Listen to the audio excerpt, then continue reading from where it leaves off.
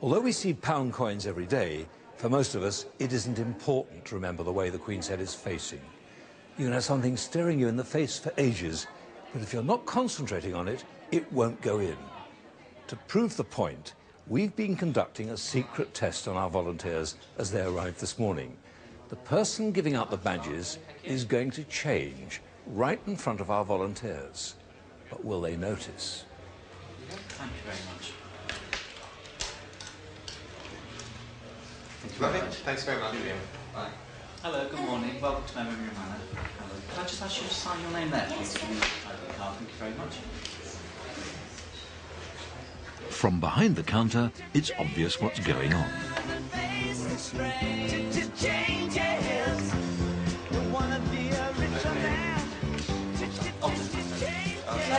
Thanks very much. Thank you.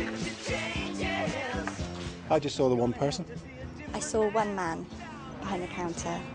There was one, I think. There was two people that served me. You've got me now, yes. We use our memories really quite efficiently in the sense that we take in the information that we need in order to interpret the scene that we're looking at.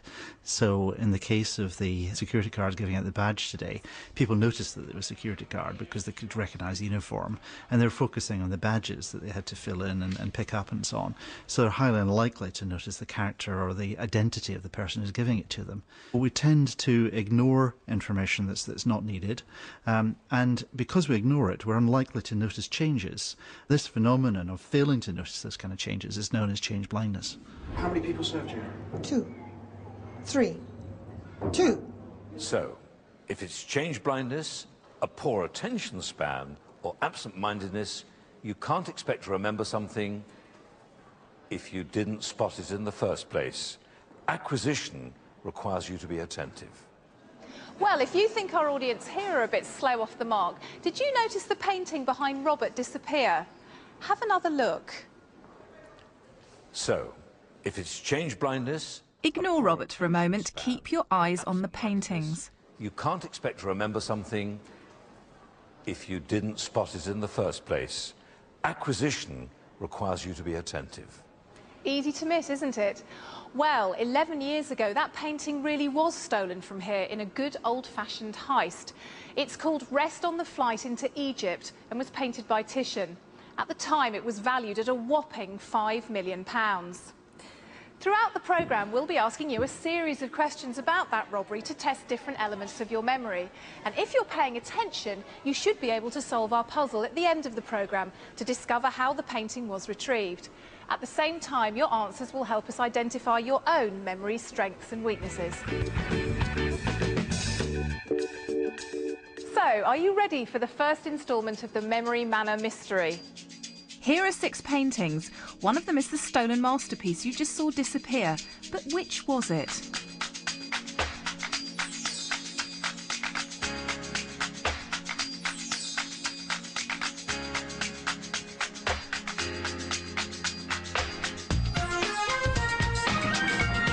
Well, let's have a look and see what the correct answer was. It was painting number 6. But we did pick very similar images, including one that you'd seen before. So if you struggled, it just means that you probably need to concentrate on the detail of what you're looking at. If you got this right, give yourself a tick against question 2 for visual recognition. My memory used to be fantastic. It is now awful. I like to think I've got a good memory, but it's not as good as it used to be. I don't know whether it's an age thing or it's because I've come out of full-time education, but it's definitely getting rusty around the edges. I feel a bit like, as Mark Twain said, I've reached that stage in life where a man has learned everything he needs to know. The only problem is I can't remember any of it. What we've just been examining are 2 aspects of short-term memory: how well you acquire and then instantly recognise or recall images and words before you have a chance to forget them. But our memory relies on 2 systems. As well as being able to manipulate information in the short term, you need to be able to retain it in your long-term memory. That's where the storage and retrieval comes in. So how do these processes translate into people's everyday lives? For Dave Frost, the answer is not very well at all.